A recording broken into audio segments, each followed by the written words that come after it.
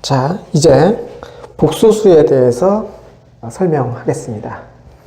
복소수는 영어로 컴플렉스 넘버입니다. 복잡한 수라는 뜻입니다. 이게 무엇과 대응된다라기보다는 관련된 개념이냐 하면 구성 요소가 복잡하다라는 뜻으로 이해해도 됩니다. 자, 복소수는 실수 부분과 허수 부분 이렇게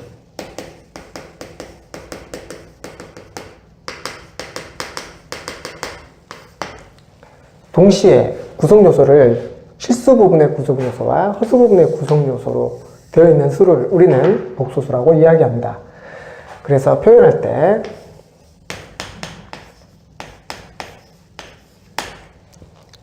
보통은 일반적으로 J 대신에 I를 많이 사용하는데, 수학 관련해서는 I를 많이 사용하는데, 이 I 기호가 전기 관련 쪽에서는 전류로 사용되기 때문에 I 대신 J를 사용한다는 설명이 있습니다. 저도 여기 설명을 위해서 J라고 하도록 하겠습니다. 이때 이 부분이 실수 부분이고, 이때 A, B는 실수로 표시되는 부분이고, 실수만 표시되는 이 부분이 바로 실수 부분이고, 실수 파트라는 이야기죠. 이 뒤에 J가 붙어있는 이 부분이 허수 파트입니다. 그래서 구성 요소가 이렇게 실수 부분과 허수 부분으로 구성되어 있는 이런 수를 복잡한 수, 복소수 이렇게 이야기한다는 거죠. 그래서 실수 부분, 허수 부분 이렇게 따로따로 표시하기도 합니다. 어쨌거나 이때 중요한 게 허수 부분으로 나타내지는 이 J가 과연 무슨 의미냐 이건데, J는 정의가 굉장히 간단합니다. 제곱에서 마이너스 1이 되는 수 이겁니다. 그래서 다른 방식으로 표현해 보면 이렇게 표현하기도 하는데 마이너스 같은 건 잘 생각하지 않습니다. 이런 정도로 이해해도 충분합니다. 제곱에서 그냥 마이너스 1이 된다는 이야기죠. 물론 그 와중에 앞에가 플러스인 것도 마이너스인 것도 있을 수 있지만 뭐 마이너스 붙여봐야 의미 없기 때문에 그냥 이렇게 쓰기로, 이렇게 생각할 수도 있다는 이야기죠. 제곱에서 마이너스 1이 되는 수. 우리는 이 허수 부분을 좀 생각해 볼 필요가 있는데, 허수의 종류를 나누어 보면 순허수와 순허수 아닌 허수가 있습니다. 순허수는 제곱하여 음의 실수가 되는 수를 순허수라고 합니다.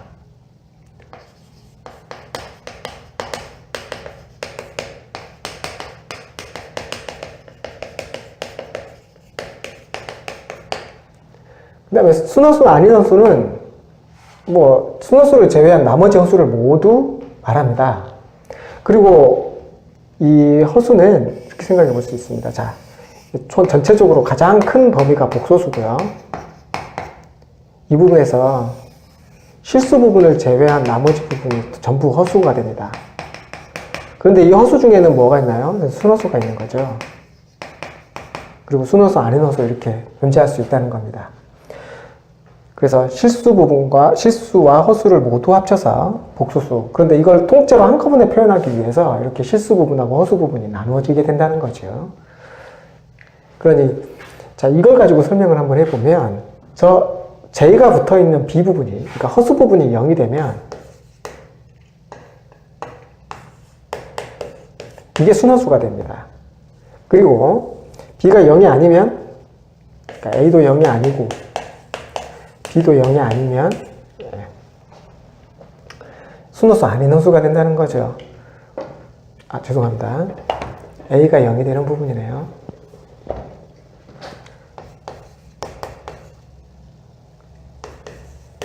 자, A가 0이고 B가 0이 아니면 순허수입니다. 그리고 A도 0이 아니고 B도 0이 아니면 순허수 아닌 허수가 되죠. 그럼 실수는 어떻게 되나요? 실수 부분은 A는 0이든 아니든 상관없습니다. B만 0이면 되는 거죠. 0도 실수니까요. B가 0이기만 하면 됩니다.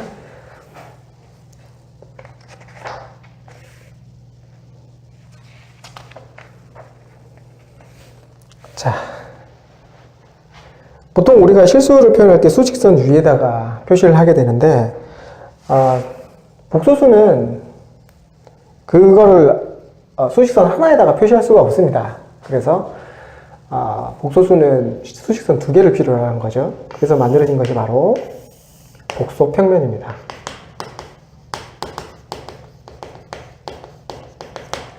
실수축과 허수축을 따로따로 두자는 거죠.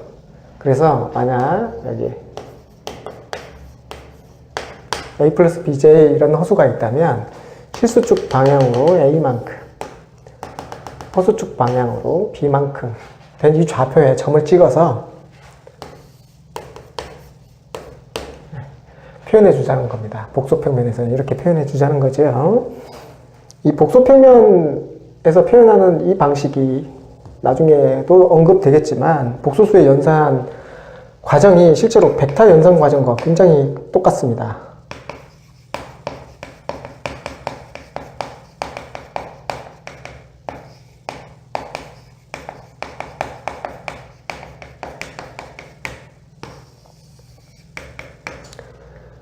게다가 이 복소수의 연산 결과가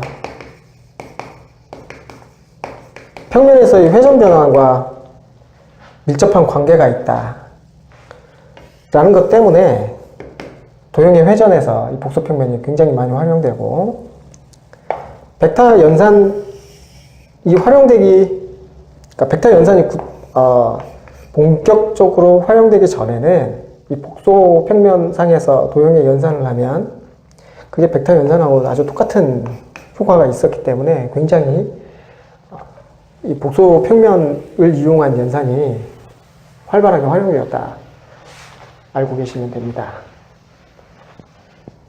복소수에서 다루는 내용들이 사실 저 도형의 연산 과정과 아주 유사합니다. 자, 그 다음에 복소수의 연산에 대해서 살펴봅시다. 복소수의 연산은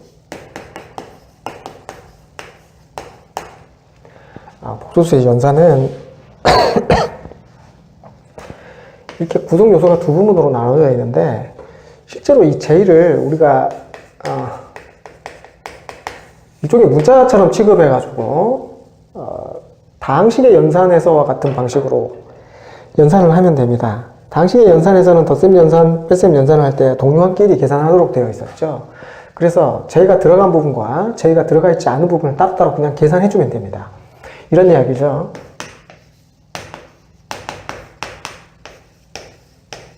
이런 계산이 있다면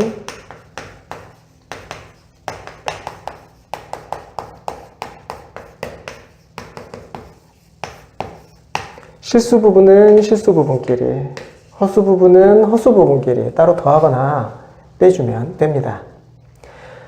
또 곱셈 연산에서는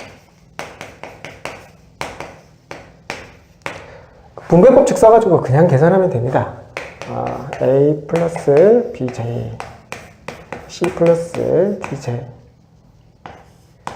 이거 그냥 전개해서 계산하면 된다는 거죠.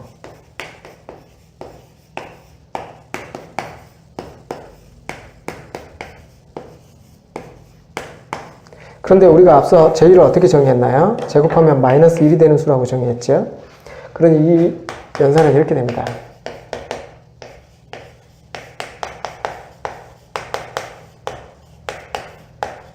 이렇게 계산된다는 거죠. 어떻게 하면 됩니까? 다항식의 곱셈에서와 같이 분배법칙 그대로 써서 그냥 계산해주면 됩니다. 어차피 J를 뺀 나머지 부분 A, B, C, D 부분을 전체 실수로 정의할 거기 때문에 이 부분에서의 계산 연산법칙은 정확하게 실수의 연산법칙과 일치합니다. 그러니 나머지 부분은 고민할 필요가 없는 거죠. 동요항 계산하듯이 그렇게 계산해주면 됩니다.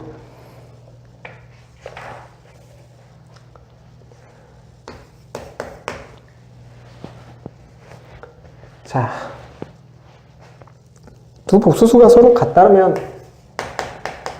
어떻게 정리를 해야 할까요? 복수수를 구성하고 있는 부분이 실수 부분과 허수 부분으로 나누어져 있다라고 맨 처음에 말씀을 드렸습니다. 그러니 조금만 생각을 해보면 각각의 부분이 서로 같을 때 서로 두 복소수가 같겠구나 하고 짐작할 수 있겠지요.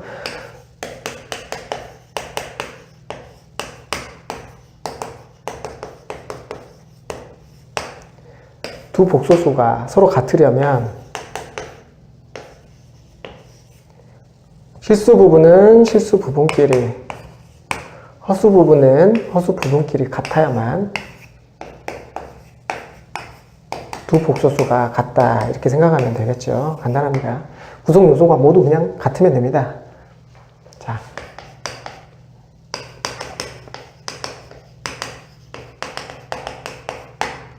공액 복소수 또는 켤레 복소수 이렇게 이야기하죠. 이 켤레 복소수는 뭐 대단한 개념이 아니고 허수 부분에 부호가 반대인 것을 말합니다. 이때 표시는 위에 바를 써서 표시하면 됩니다. 나중에 복소수, 허수 부분으로 되어 있는 부분을 실수화할 때 공식처럼 사용하기에 편합니다.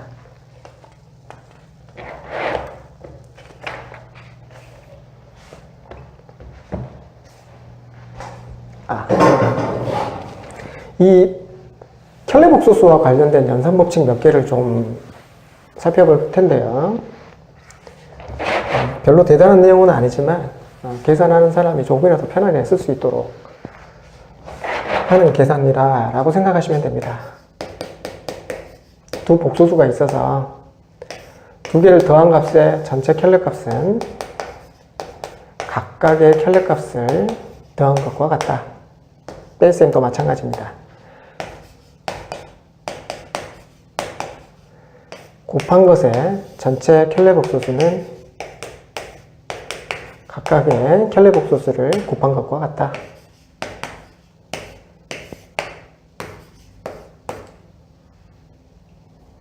두 복소수를 나눈 것의 전체 켤레 복소수는 각각의 켤레 복소수로 나눈 것과 같다. 이 내용입니다. 별거 아닌 내용이지만 알아두면 복소수 연산에서 조금이라도 편하게 계산할 수 있을 것입니다.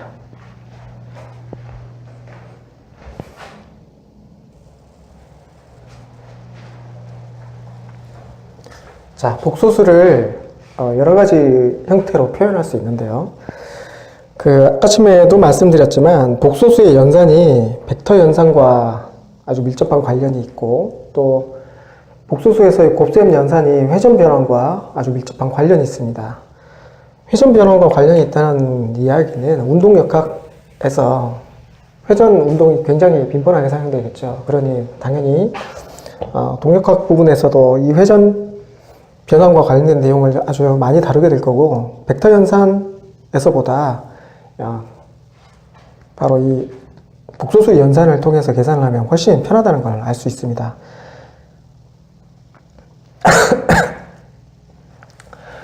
어쨌든 그러다 보니 이 회전과 관련된 내용을 다루려다 보니 바로 극형식이 좀 활발하게 사용될 수 있겠죠. 극형식을 표현하는 방식은 이렇습니다. 동경의 크기 r과 시초선으로부터 돌아간 각 세타, 여기서는 평경이라고 표현하고 있네요. r과 세타를 통해서 표현하는 방식이 바로 극형식이라고 할 수 있습니다. r과 세타를 통해서 표현하는 방식이 바로 극형식입니다. 이 극형식은 당연히 회전하는 운동에 대해서 표현하기가 굉장히 편하겠죠.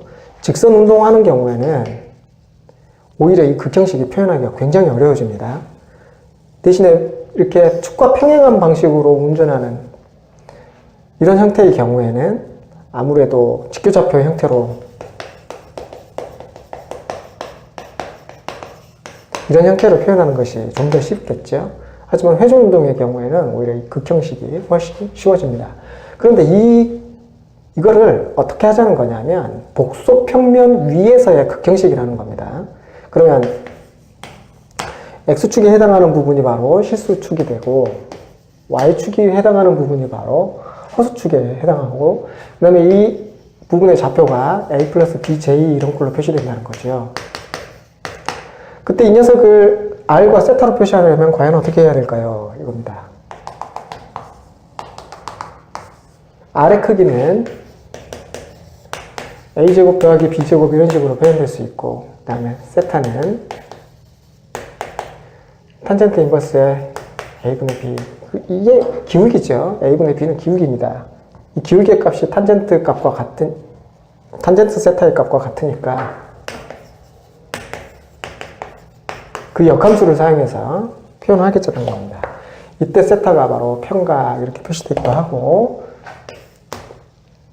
다른 방식으로는 아규먼트 이렇게 표시합니다. 자, Z라는 복소수가 있어서 표현하자면 이때 이 복소수를 극형식의 직교좌표 형태죠. 로 되어 있는 걸 극형식으로 표현해 보자면 이렇게 되고,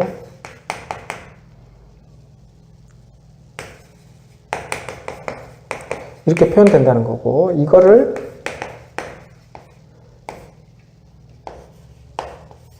이런 식으로 용어로 적기도 합니다. 같은 표현입니다.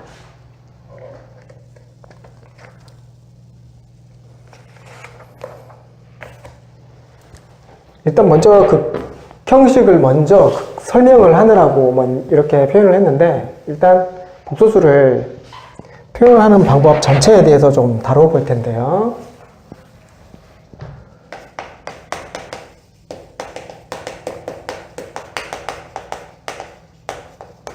복소수의 표현이 여러 가지 형태로 주어질 수 있는데, 자, 첫 번째가 직교좌표 형태. 그 다음 저희가 금방 살펴본 극좌표 형태, 그 다음에 삼각함수 형태, 지수함수 형태,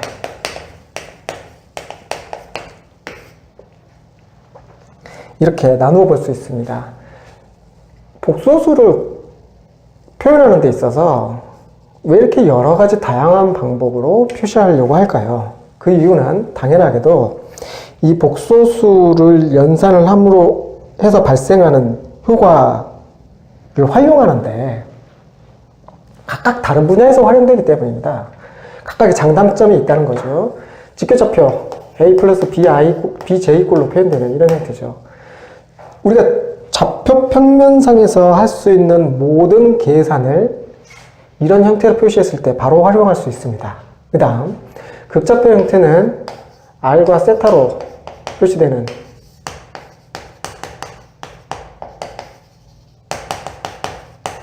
이런 식으로 표시되는 형태인데, 이 극좌표 형태로 표시하면 어떤 운동이 설명하기 편하다고 말씀드렸습니까? 회전 운동에서 표현이 편하다고 말씀드렸죠. 그 다음에 세타는 삼각함수는 여기서 표현된 이 아규먼트와 삼각함수를 이용하는 건데, 이런 식입니다.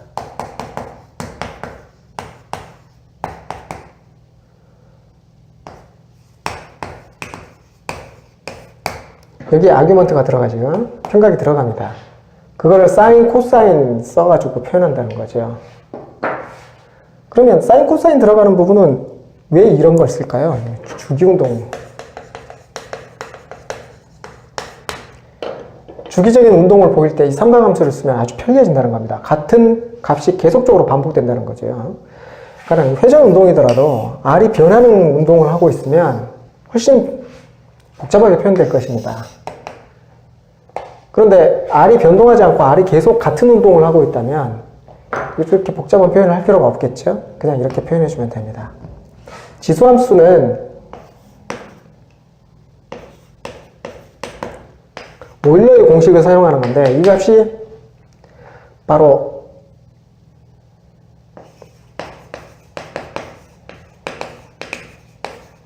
이렇게 주어진다는 것이 지수함수 그 오일러 공식입니다.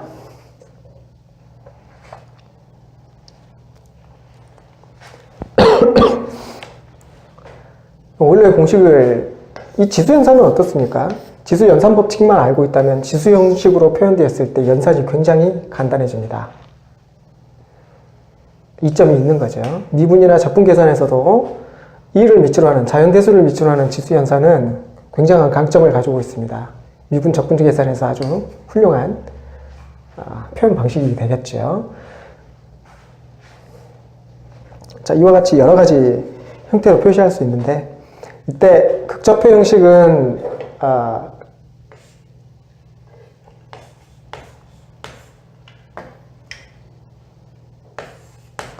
교재에서는 이런 방식으로 표현한다고 나와 있는데, 저는 배우지 않은 수학적인 표현 방식과 좀 차이가 있는 공학적인 표현 방식 같습니다. 전문 지식이 있는 분이라면 딱히 이것을 이렇게 표현하지 않더라도 그 차이점을 이해해 주시리라고 믿습니다.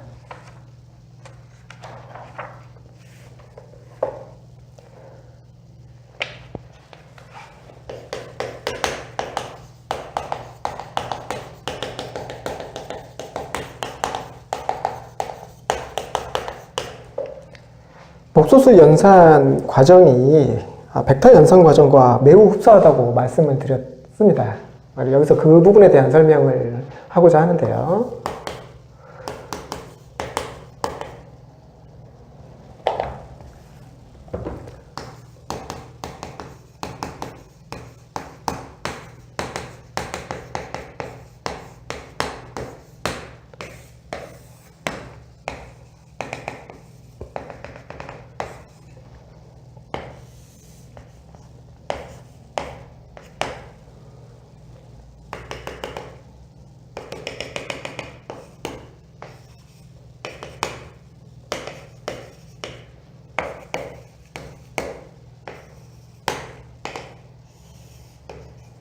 자, 두 연산의 합에 대해서 알아볼까요? 그러면 A의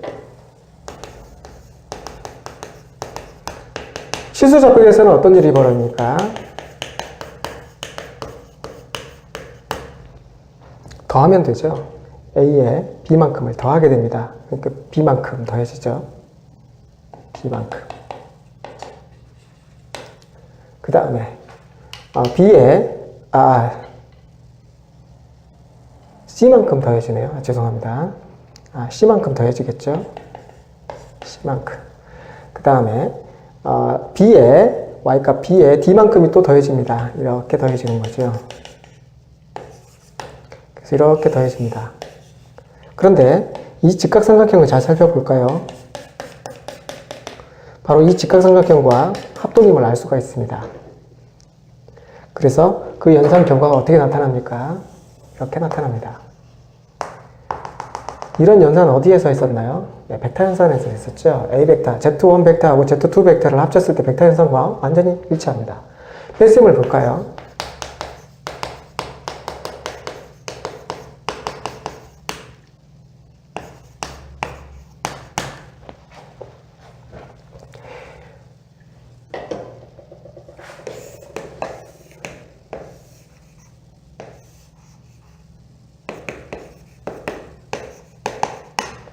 A에서 C만큼을 뺍니다. 이만큼을 빼는 거죠. 이렇게.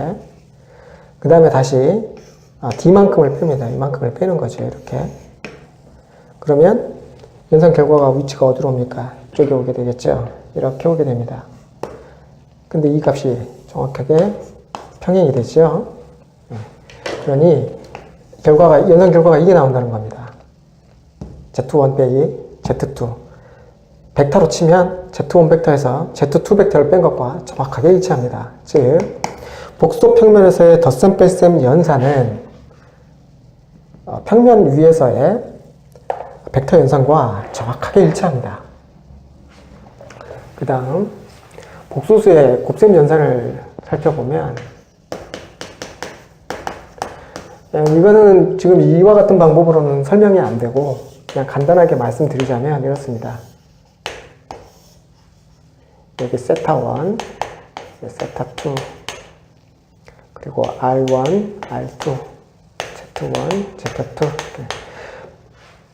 이게 이렇게 표현됩니다. Z1이 R1과 세타1으로 복소 극사표 형식으로 표현될 수 있고, Z2가 R2와 세타2와 같은 극좌표 형태로 표시되는데, 만약에 Z1과 Z2를 곱하게 되면 R1, R2 곱하기 R1, R2에 그 다음에 세타1 더하기 세타2 형태로 표시된다는 얘기입니다. 계산 결과가. 크기는 R1, R2의 곱으로 표시되고 그 평각은 세타1 더하기 세타2 값과 같게 된다라는 내용인 거죠. 세타2만큼 어떻게 이동됐습니까? 회전 이동되었습니다. 이렇게 표현된다는 거죠. 이걸 직계좌표 형태로 표시하면 계산 결과가 굉장히 복잡해집니다. 하지만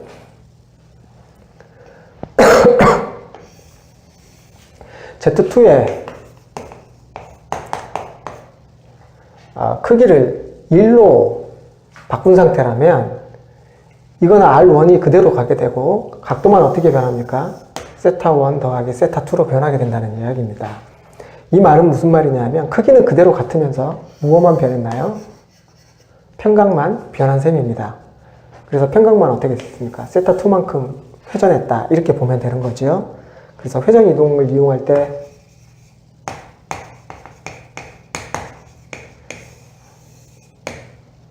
복소수의 곱셈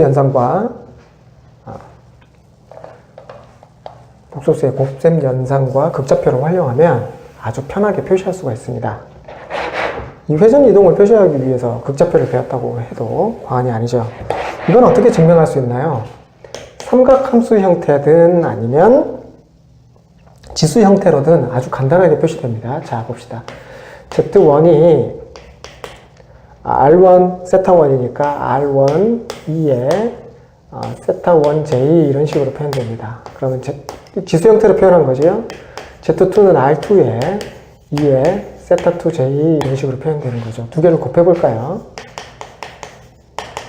연산법칙에 따라서 R1, R2, 2에 세타1j 더하기 세타2j 이렇게 표현됩니다. 그런데 이거는 어떻게 되나요? R1, R2에 세타1 더하기 세타2에 j 이렇게 표현할 수 있습니다. 그러니 그 절대값 크기는 R1, R2가 되고 평각은 세타1 더하기 세타2가 된다라는 걸 쉽게 짐작할 수 있죠. 만약에 삼각함수꼴로 표현하게 된다면 어떻게 될까요? Z1은 R1의 코사인 세타1 J 사인 세타1 이렇게 되고 Z2는 R2의 코사인 세타2 더하기 J 사인 세타2 이렇게 됩니다. 이걸 두 개를 곱하면 분배법칙 써가지고 계산하면 되는데 이제 그때 연산되는 방식이 이런 거죠. R1, R2 코사인 세타1 코사인 세타2 더하기 J 사인 세타1 코사인 세타2 더하기 J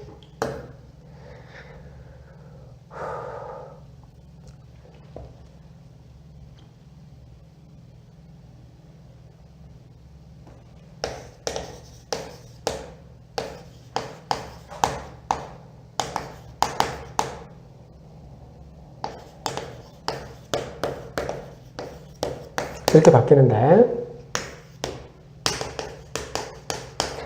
이건 마이너스 1이죠. J제곱이. 그래서 이렇게 나눠집니다. 코사인 세타1 코사인 세타2 빼기 사인 세타1 사인 세타2 부분과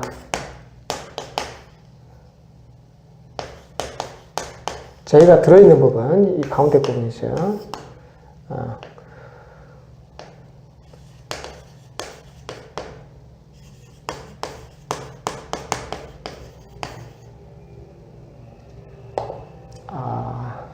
반대로 적었네요.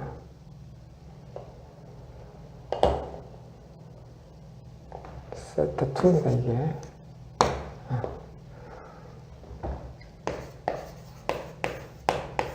이 부분이 뭐가 되나요? 삼각함수의 덧셈 공식. 이것도 삼각함수의 덧셈 공식을 사용해보면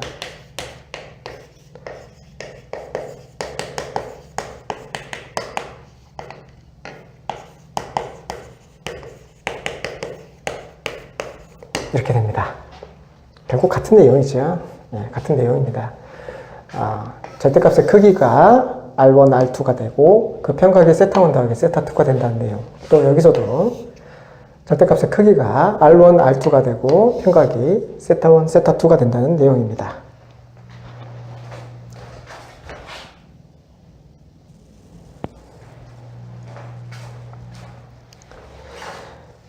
그러면 복소수의 나눗셈 연산은 어떻게 될까요?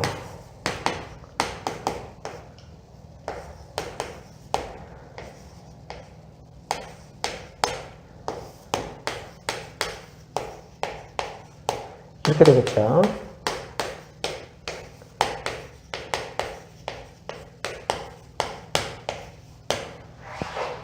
평각이 빠지는 거죠. 평각의 뺄셈으로 나타납니다. 절대값은 당연히 나눗셈으로 표현되겠죠.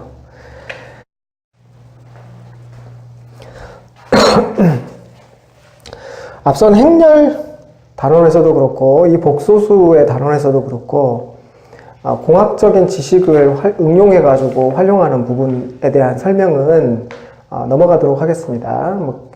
전류 회로에서의 키르호프 법칙이라든지 아니면 여기서 말씀드리는 페이저 표현이라든지 하는 부분들은 사실 저는 전문적으로 배운 적이 없이 교과서의 내용만을 참고하거나 아니면 그 전에 기존에 배웠던 내용만을 떠올려 봐야 되기 때문에 정확하지 않은 지식을 전달할 가능성이 높습니다. 그래서 이 응용 부분은 아무래도 전문 지식을 가지고 계신 분들이 훨씬 더 수월하게 다룰 수 있다고 짐작하기 때문에 저는 이 응용과 관련된 부분을 다루지는 않겠습니다. 단 문제를 푸는 과정에서의 수학적 활용에 대해서는 충분히 뒤에 설명을 하도록 하겠습니다.